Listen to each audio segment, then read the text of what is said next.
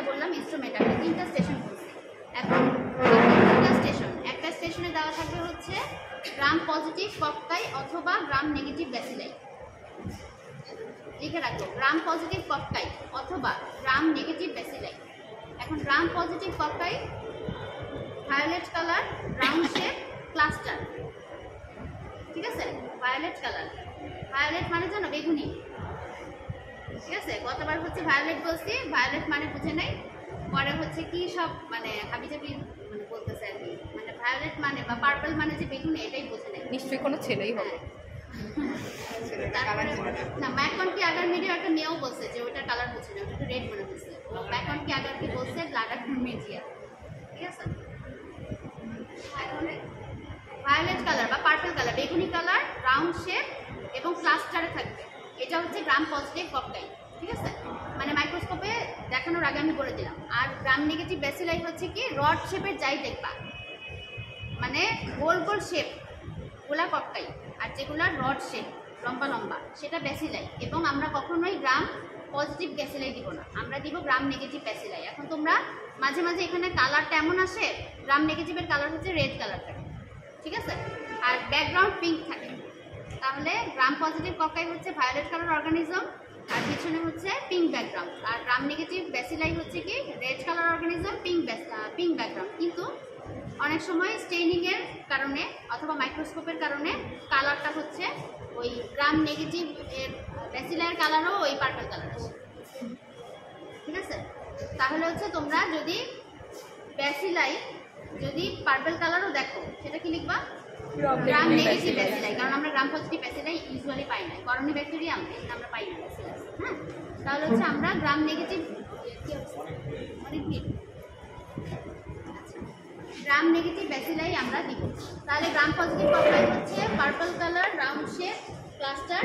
আর gram negative bacilli হচ্ছে red colour, rod shape organism থাকলে সেটা গ্রাম নেগেটিভ ব্যাসিলাই। এখন এখান থেকে আসবে কোশ্চেন যে আইডেন্টিফাইং পয়েন্ট কি। আইডেন্টিফাইং পয়েন্ট হচ্ছে কি তুমি ঠিক যা দেখতেছো সেটাই লিখবা। কি দেখতেছো, যদি গ্রাম পজিটিভ ককটাইল হয় কি লিখবা গ্রাম শেপ না। এটা তো আমি বললাম দেখে চিনবা কি করে, লিখবা কিভাবে বলবা যে gram positive cocktail arranged in grape like cluster. ঠিক আছে, আইডেন্টিফাইং পয়েন্ট হচ্ছে কি gram positive cocktail arranged in grape like cluster. আর যদি গ্রাম নেগেটিভ হয় তাহলে gram negative bacilli, gram negative bacilli এটুকুই লিখবা। ঠিক আছে, এবং গ্রাম নেগেটিভ ব্যাসিলাইগুলো স্ক্যাটার্ডলি থাকে, ইরেগুলারলি এখানে কিছু এখানে কিছু এরকম স্ক্যাটার্ডলি থাকে, নির্দিষ্ট কোনো শেপ নেই। ঠিক আছে, তাহলে আইডেন্টিফাইং পয়েন্টটা তোমরা সুন্দর করে লিখতে পারো না, এভাবে লিখবা। তারপরে আবার তারপরে দেয় যে what will be the possible organism, কী হইতে পারে। যদি ক্লাস্টার থাকে তাহলে পসিবল অর্গানিজম কী হতে পারে স্টেফাইলোকক্কাস বা স্টেফাইলোকক্কাস। ঠিক আছে, মানে একদম মানে প্রথম পয়েন্টে কি লিখবো স্টেফাইলোকক্কাস লিখে চলে আসো। লিখছে তো ওখানে আইডেন্টিফাইং পয়েন্ট, মানে তোমার আইডেন্টিফাই মানে কী দেখতেছো সেইটাই তুমি লিখবা, আর পসিবল অর্গানিজম কী হতে পারে সেইটা লিখবা। ঠিক আছে, এখন গ্রাম নেগেটিভ ব্যাসিলাইয়ের জন্য পসিবল অর্গানিজম কী হতে পারে ইকোলাই, তাই না? তাহলে আর কি আসতে পারে, মানে এন্টেরোব্যাকটেরিয়াস যতগুলো আছে ইকোলাইয়া হতে পারে, সালমোনেলা হতে পারে, শিগেলা হতে পারে, তাই না, ক্লেবশিয়েলা হতে পারে, এগুলো সব গ্রাম নেগেটিভ অর্গানিজম, গ্রাম নেগেটিভ ব্যাসিলাই।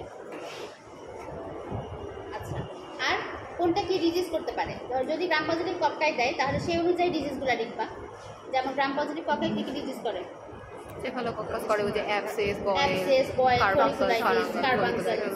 হ্যাঁ, আবার হচ্ছে যদি গ্রাম নেগেটিভ ব্যাসিলাই তাহলে কি ইকোলাই কী করে, ইউটিআই করে, ডায়রিয়া করে। হ্যাঁ, এইভাবে লিখবা, মানে দেখে সে অনুযায়ী। এবং হচ্ছে যদি গ্রাম পজিটিভ ককটাইল না চিনতে পারো তাহলে কিন্তু গ্রাম পজিটিভ ককটাইলের সাথে যে প্রশ্নগুলো আছে সবগুলো কিন্তু এটার সাথে ইন্টারলিঙ্ক, পুরা ইয়াকেই জিরো পাবো।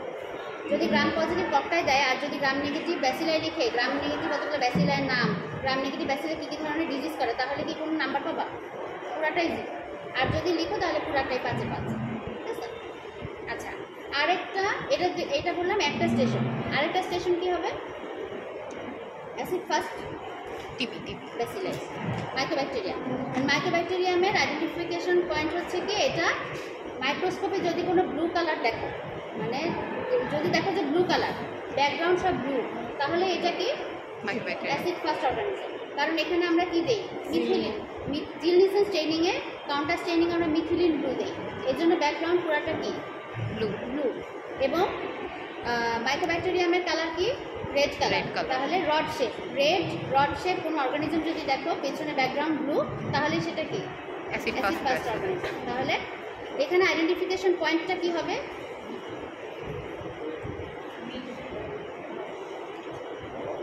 রেড,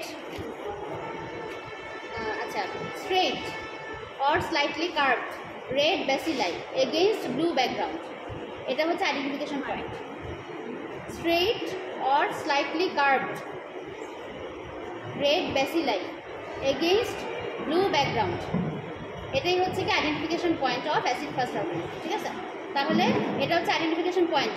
পরের প্রশ্নটা কি, what will be the possible organism, কি অর্গানিজম হতে পারে, মাইক্রোব্যাকটেরিয়াম টিউবারকুলোসিস। ঠিক আছে, আচ্ছা তারপরে যে বলতে পারে যে মাইক্রোব্যাকটেরিয়াম টিউবারকুলোসিসের জেনারেশন টাইম কত,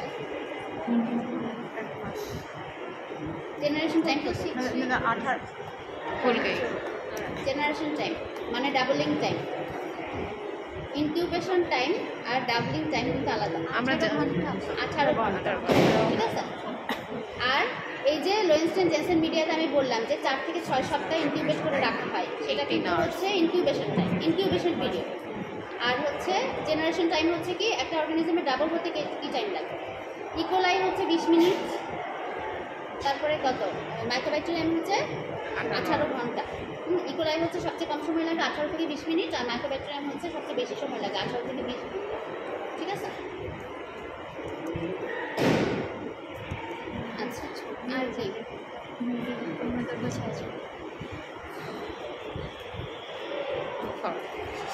আচ্ছা মাইক্রোস্কোপ দেখাতে চাইছিলাম। তাহলে কয়টা স্টেশন হলো, কুটি কুটি 1 2 3 4 5টা স্টেশন হয়েছে। আচ্ছা আরেকটা স্টেশন থাকবে হচ্ছে জার, ওখানে দেখবা ল্যাবে 3টা কাচের জার দেওয়া আছে। ঠিক আছে, ওই জার 3টার যে কোনো একটা দেওয়া থাকবে, ওইটা আইদার সিস্টোড অথবা নেমাটোড অথবা ট্রেমাটোড। ঠিক আছে, তো ওখানে ওটা দেখেই তোমরা আইডেন্টিফিকেশন করবা যে সিস্টোড, নেমাটোড না ট্রেমাটোড, তবে ওইটার অনুযায়ী কোশ্চেন আসবে। যদি সিস্টোড হয় ওটা আসবে যে ইনফেক্টিভ ফর্ম কি। ঠিক আছে, তারপরে হচ্ছে ডেফিনিটিভ হোস্ট, ইন্টারমিডিয়েট হোস্ট কি, মানে ওই রিলেটেড কোশ্চেন। ঠিক আছে, কী ধরনের ডিজিজ করতে পারে, কয়েকটা সিস্টোডের নাম লিখো, বা এই ধরনের প্যারাসাইটের কয়েকটা নাম লিখো। ঠিক আছে, এরকম। যদি নেমাটোড হয় তাহলে নেমাটোডের কয়েকটা নাম লিখবা। ঠিক আছে, আর হচ্ছে নেমাটোড কী ডিজিজ, কী ধরনের ডিজিজ করে সেটা লিখবা। ট্রেমাটোডেরও তাই, ডেফিনিটিভ হোস্ট কি, ইন্টারমিডিয়েট হোস্ট কি। এটা গেল একটা, এটা হচ্ছে আমি বলে রাখলাম কোশ্চেন কী ধরনের আছে, ওখানে গিয়ে দেখবা। ঠিক আছে, তাহলে মাইক্রোস্কোপ দুইটাও ওখানে দেখবা, আমি আইডেন্টিফিকেশন পয়েন্টগুলো বলে রাখলাম, আর হচ্ছে জারগুলো দেখে চিনবা। তাহলে এটা গেল 6টা স্টেশন। এবার হচ্ছে 4টা ছবি, ইমিউনোলজির একটা ছবি একটা দেওয়া থাকে, ইমিউনোলজির 3-4টা ছবি আছে, এর মধ্যে থেকেই একটা ছবি দেওয়া থাকে।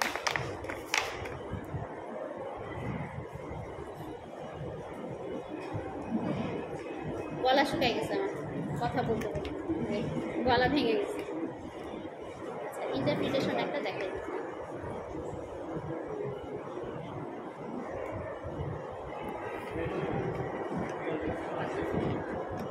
তোমরা সবাই আসলো না কেন, এই ছেলেরা আসে না কেন?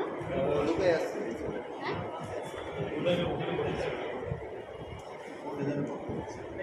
তোমাদের হসপিতে হচ্ছে আমি থাকবো না তোমাদের ডিউটিতে, তারপরে যদি ফেল করো তাহলে আমি কিছু করবো না।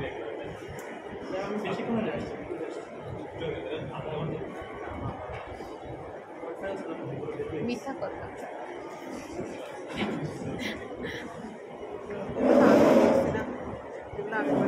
তোর তো ফটোগ্রাফিক মেমোরি, তোর তো একবার দেখলেই মনে থাকে, আমার কি আর তাই?